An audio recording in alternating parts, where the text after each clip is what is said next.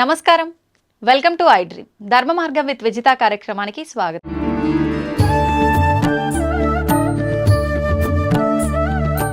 స్వామీజీ, మన మిగతా వాళ్ళకన్నా కూడా మన ఒక హిందూ ధర్మంలో మాత్రమే కొన్ని కోట్ల దేవతలుగా ఆరాధిస్తుంటాం, కానీ భగవంతుడు ఒక్కడే అని కూడా మళ్ళీ చెప్తూ ఉంటారు. ఎందుకు ఇన్ని కోట్ల దేవతలుగా ఆరాధించాలంటారు? రాష్ట్రపతి మనకు సర్వ దేశాధ్యక్షుడు, సర్వ సైన్యాధ్యక్షుడు. వాడు ఒక్కడే పరిపాలిస్తాడా? వాడు ఏం చేస్తాడు? స్టేట్కి ఒక గవర్నర్ను పెడతాడు. ఒక్క గవర్నర్నే స్టేట్ని అంతా చూస్తాడా? ఆ గవర్నర్ ఏం చేస్తాడు? జిల్లాకు ఒక కలెక్టర్ను పెడతాడు. ఆ జిల్లానంతా కలెక్టర్ చూస్తాడా? ఆ కలెక్టర్ కింద BRO, VRO, village development officer, వాడెవడో ఇంకోటి అదేమో ఉంటారు. ఇన్ని స్టేజులు ఉండి వాళ్ళ కింద మళ్ళీ అసిస్టెంట్లు ఉన్నప్పుడు ఈ వ్యవస్థ సక్రమంగా నడుస్తుంది. ఇది గవర్నర్ రాష్ట్రపతి వ్యవస్థ. అట్లాగనే ప్రధానమంత్రి, రాష్ట్రంలో ముఖ్యమంత్రి, మళ్ళీ పంచాయతీరాజ్, మండల అధ్యక్ష, సంథింగ్ ఇన్ని విభాగాలు ఉంటేనే ఇంతమందిని చూసుకోగలుగుతాను. మళ్ళీ దాంట్లో అగ్రికల్చర్ డిపార్ట్మెంట్ చూసుకునేవాడు ఒకడు, ఎలక్ట్రికల్ డిపార్ట్మెంట్ చూసుకునేవాడు ఒకడు, పౌర సంబంధాలు చూసేవాడు ఒకడు, హోమ్ మినిస్ట్రీ ఒకడు, పోలీస్ డిపార్ట్మెంట్ ఒకడు, వైద్యాధికారి ఒకడు, ఇంతమంది మినిస్టర్లు. వీళ్ళందరూ ఎవరి కింద పనిచేస్తున్నారు? ముఖ్యమంత్రి లేదు ప్రధానమంత్రి. స్టేట్లో వీనికి 60-70 మంది మంత్రులు ఉంటే, సెంట్రల్లో 150-170 మంది ఉంటే తప్ప అన్ని శాఖల సమన్వయం జరగట్లేదు. వీళ్ళన్ని మీద కమాండ్ ఆయనదే. బట్ అన్నిటినీ ఆయన ఒక్కడు చూడలేడు కదా. అలాగా ఆ పరమాత్ముడు ఏకానేకో హమస్మే. నీకు విఘ్నాలు ఉన్నాయి, గణపతిని పూజించుకో. నీకు శుభం కావాలా, శంకరుడు శుభం చేయించుకోడు, శంకరుడు వాడిని చూసుకో. నీకు శంకలు ఉన్నాయి, ఆ శంకలు తీర్చుకోవాలా, శంకరుణ్ణి ప్రార్థించు. శంకహరుడు, శంకరుడు అంటే కష్టాలు, శంకలు, డౌట్స్ ఓకే అవి తీర్చేవాడు శంకహరుడు. శంక లేకుండా నిశ్శంక చేసినాడు అంటాడు.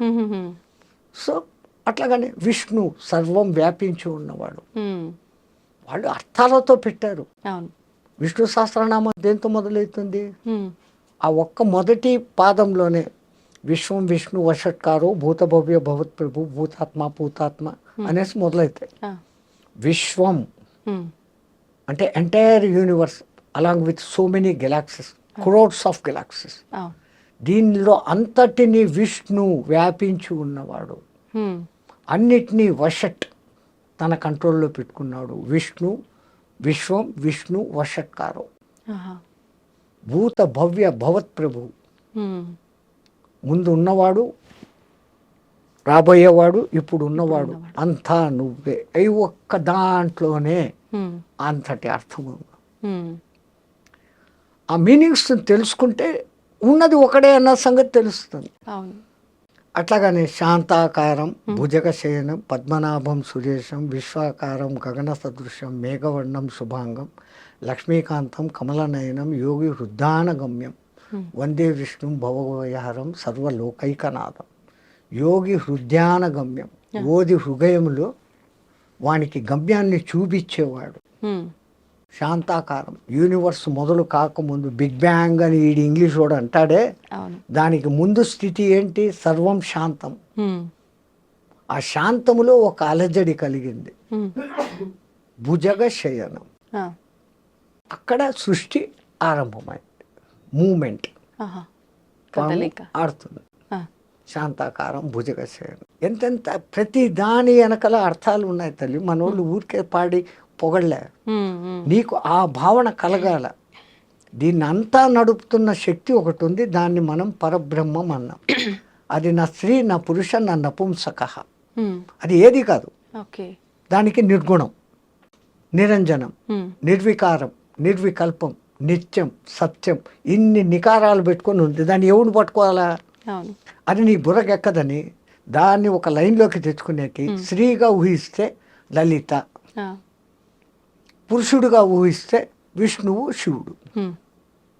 పాపం పుట్టించిన బ్రహ్మకుడు ఏమీ విలువ లేదు. వాడు పుట్టించి ఇడిచిపెట్టాడు. ఉమ్. నీ బతుకు నువ్వు బతుకు, నీకు దారి ఉంది, ఈ దారి ఉంది, ఈ దారి ఉంది. ఇంకా తిట్టుకుంటారు బ్రహ్మన్, తలరాత రాసేసాడు ఇలా. వాడేం రాయలే, మన రాతను మనమే రాసుకుంటున్నాం. అంతే అంటారా? ఆ, ఉమ్. నీకు ఏమి ఇవ్వబడిందో దాన్ని తీసుకోకుండా పరువుల దాని మీద ఆశపడతా ఉండవు. ఉమ్. అందుకే ఈశావాస ఉపనిషత్తు మొదలు కావడమే ఆ శ్లోకంతో.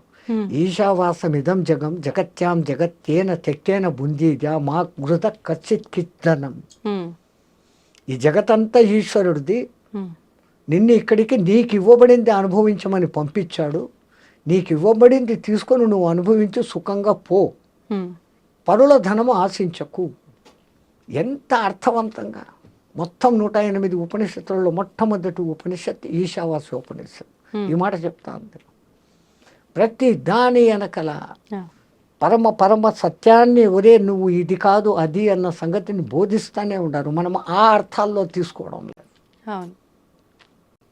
ఎవరికి భగవద్గీత నాకు కంఠోపాఠం అందరూ చెప్తారు. ఆ. భగవద్గీత ఏ భావంతో నువ్వు కూర్చొని అంత భయభక్తులతో చదివితే నీకు ఆ భావం దాంట్లో గోచరిస్తుంది. ఉమ్. ఆయన రాసిన ఆయన మహానుభావుడు ఎంత ప్లాన్డ్గా రాసినాడు. ముందు అర్జున విషాద యోగం. ఆ. ఒక ఆయన నన్ను అడిగాడు, విషాదం కూడా ఒక యోగమా ఉమ్. అని. అయినా అసలు అర్జున విషాద యోగం మొదలు కావడం ఎక్కడి నుంచి మొదలవుతుంది? ధృతరాష్ట్ర ఉవాచ. ఆ. మొదట గుడ్డోడు అడుగుతాడు. ఆ. గుడ్డోడు అంటే అజ్ఞాని. వానికి జ్ఞానం చెప్పగలిగిన వాడు సర్వ విషయాన్ జయ సంజయ ఉమ్. ఆడు చెప్తాడు.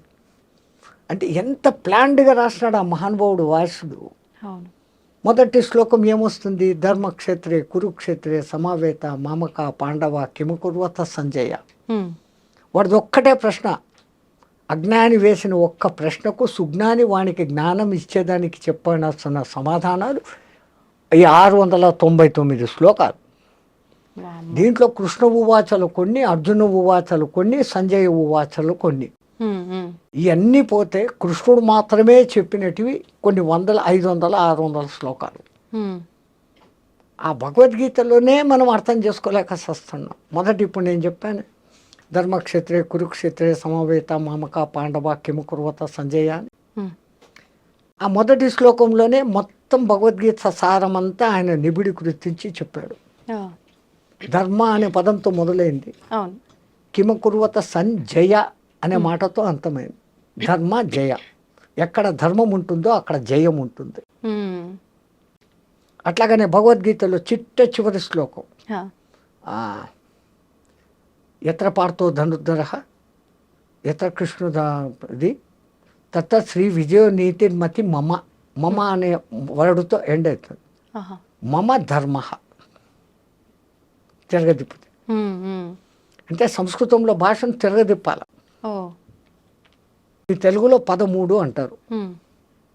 13. అవును. కానీ సంస్కృతంలో త్రయోదశి. ఉమ్. ముందు 3 వస్తుంది, మళ్ళీ ఇది వస్తుంది. ఆహాహా. అట్లాగా 14 చతుర్దశి అని దశి. వాడు అంటాడు సంస్కృతంలో. మనం 10, 4, 14 అంటాం. అవును. ముందు దశాంశం చెప్తాం, మళ్ళీ ఏకాంశం చెప్తాం. అది ఏమది ఏకాంశమా ఏమో అంటారు, ఉమ్. అది చెప్తాం. సో సంస్కృతంలో కొన్ని పదాలు ముందుకు తిరగేసి. ముందుకు వెనక్కు పెట్టుకోవాలి. ఓకే. ఓకే. అట్లాగనే ఒకప్పుడు పంజాబ్ను పరిపాలించే మహారాణి హోల్కల్ బాయ్ మహారాణి అని ఉండేది. ఆమె మహాజ్ఞాని. ఆ. ఒకసారి పండిత సదస్సు పెట్టింది. ఉమ్. ఆ సదస్సులోకి వచ్చిన వాళ్ళు అష్టావక్ర గీత అంత గొప్పది లేదు అని ఒకడు, ఉమ్. శివగీత అంత గొప్పది లేదని ఒకడు, ఉమ్. రామగీత అంత గొప్పది లేదని ఒకడు, భిక్షు గీత అంత గొప్పది లేదని ఒకడు. ఉమ్. ఇట్లా ఒక్కొక్క గీత గురించి చెప్పుకుంటూ వస్తున్నారు. ఆ.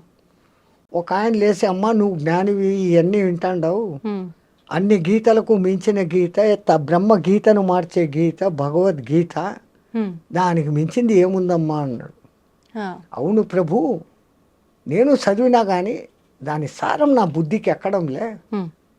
నువ్వు గీత గురించి ఇంత చెప్పినావు కదా, నాకు ఒకసారి గీత వినిపించు అన్నాడు. ఉమ్. నువ్వు ఇంత పండితురాలు, నీకు నేనేందమ్మా వినిపించేది? ఆ. ఎవడైనా తప్పు లేదు, చిన్న పెద్ద లేదు, జ్ఞానం ఎక్కడుంటే మన దగ్గర తీసుకోవాలని చెప్పండి నేను. ఆ. నేను చెప్పలేను తల్లి, నా చేత కాదు. అంటే ఎవరు నాకు చెప్తారు? నాకు తపన ఉంది. నేను ఎన్నోసార్లు గీత చదివా, కానీ ఎవడి నోటి నుంచి వింటే నేను దాన్ని పట్టుకోగలను, ఆ పట్టు నాకు చిక్కడంలే. ఎవరు నాకు చెప్తారు? కాశీలో ఎవరైనా ఉంటారమ్మా పెద్ద పెద్ద పండితులు, మీరు కాశీకి పోండి, ఆయన ఎవరో పట్టుకరండి అని. వీళ్ళు బండి వేసుకొని పోయినారు. పంజాబ్ ఎక్కడ, కాశీ ఎక్కడ పోయినా. ఆడ ఎంక్వైరీ చేస్తారు. నాయన ఎవరయ్యా భగవద్గీత గురించి బాగా చెప్తారు. అదో ఆ 90 ఏళ్ళ ముసలాయన ఉన్నాడు చూడు, 10వ సంవత్సరం నుంచి భగవద్గీత తప్ప రెండో పుస్తకం చదవడం లేదు ఆయన. భగవద్గీతకు ఎవరు ఎంతమంది భాష్యాలు రాశారో అవన్నీ పెట్టుకొని ఉన్నాడు. ఆయనకు తెలిసినంత ప్రపంచంలో భగవద్గీత గురించి ఎవరికి తెలియదు. షబ్బాష్, మా మహారాణికి ఇట్లాంటి వాడే కావాలి. ఆయన దగ్గరికి పోయి, అయ్యా మా మహారాణి గారు మీ నుంచి భగవద్గీత వినదలుచుకున్నారు, ఆమె గీత తెలుసు, వినదలుచుకున్నారు. ఆడు బ్రాహ్మణుడు.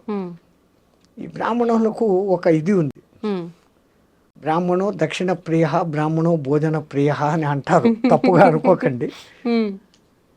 ఈడు రాణి అనే పేరు వినంగానే, ఆహా నాకు రాచవిందు భోజనాలు, ఈ గీతను సాగదీసి ఒక 1-2 నెలలో చెప్పినాను అనుకో, అన్ని రోజులు రాజభోగాలు, రాజతిండి, ఇంకా పోయేటప్పుడు రోజు హారతి దక్షిణాలు పడతాయి, వెళ్ళేటప్పుడు మహారాణి భూరి దక్షిణ ఇస్తుంది. ఓ నాయన అలాగే. వీడు బండిలో వీడికి తీసుకొని వచ్చి దింపారు. ఒక 20 రోజులు బండిలో వేసుకొని వచ్చి ఆయన దింపేటప్పుడు దిగినాక చెప్పారు, రేపు పొద్దున మీరు గీత చెప్పే ముందర బాగా ఆలోచించుకొని చెప్పండి, ఆమె కూడా మహా పండితురాలు అన్నారు. ఈ గుండెల్లో రాయబడింది. వామ్మో, ఇంక ఇది ఎట్టరా చెప్పాలన్నా, నాకు 10 దినాలు టైం అయింది. ఆ ఉపనిషత్తుల్లో గీత ఎక్కడుంది, ఈ ఉపనిషత్తులు ఈ కొటేషన్ అంతా 10 దినాలు రాసుకున్నాడు. ఇంకా నాకు ఎదురు లేదు అనుకున్నాడు. కాశీ నుంచి వచ్చిన పండితుడు ఎవడో చెప్తున్నాడు అని సభ అంతా నిండిపోయింది.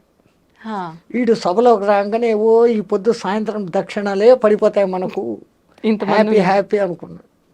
మహారాణి గారు వచ్చారు. ఈయన వ్యాసపీఠం తెరిచి, మహారాణి గీత చెప్తున్నాను, మహానుభావ నాకు అదే కావాలో చెప్పు అన్నాడు. ధర్మక్షేత్రే కురుక్షేత్రే అన్నాడు. ఆహా నా జన్మ ధన్యమైంది మహారాజా, అదే పండిత, నాకు గీత ఇప్పుడు నాకు గీత అర్థమైంది మీ నోటితో విన్నాక. పుస్తకం మూసేయండి అని. వీడు తుస్సు 40 రోజులు బాగా మెక్కుతాము, రోజు దక్షిణ తీసుకుందాము అనుకుంటే ఇట్లా ఆయనే ఒక లైన్కి మండిపోయి, అధ్యాయం చ శ్లోకం చ శ్లోక పాదమేవ చ ప్రతిదినం పటే దశవర్ష సహస్రాన్ని చంద్రలోకం అవాప్నోతు అని ఉందమ్మా. రోజు ఒక అధ్యాయం కానీ, రోజు ఒక శ్లోకం కానీ, కనీసం అర్ధ శ్లోకం కానీ ఎవరైతే చదువుతూ జీవితం చాలిస్తారో వాడు చంద్రలోకంలో 10,000 సంవత్సరాలు సుఖంగా ఉంటాడు అని ఉంది ఫలశ్రుతి. నేను అర్ధ శ్లోకం కూడా చెప్పలే, నీకేం అర్థమైంది అన్నాడు. ఆమెకు వీడి బాధ అర్థమైంది. అరే వీడు బాధపడుతున్నాడు అని. మహారాజ్ పండిత, నువ్వు మా గోశాలకు వచ్చి ఎన్ని ఆవులు ఏలు పెట్టి చూపిస్తావో అన్ని ఆవుల కొమ్ములకు బంగారు మూటలు కట్టి నీకు ఇస్తానయ్యా, నా జన్మ ధన్యం చేస్తున్నావు నువ్వు అని. ఇప్పుడు వీనికి పైసలది సమస్య పోయింది. 1000 గోవులు అడిగితే 1000 గోవుల కొమ్ములకు బంగారు మూటలు అంటే ఇంకేం కావాలి, వీడు ఒక చిన్న రాజ్యం పెట్టుకోవచ్చు. డబ్బు పోయింది కానీ వీడిలోని ఈగో లేసింది. దిక్కుమాలింది 90 ఏళ్ళుగా నేను చదివి వస్తా అంటే నాకు అర్థం కాని గీత ఈ 4 పదాలతో ఏం అర్థమైంది.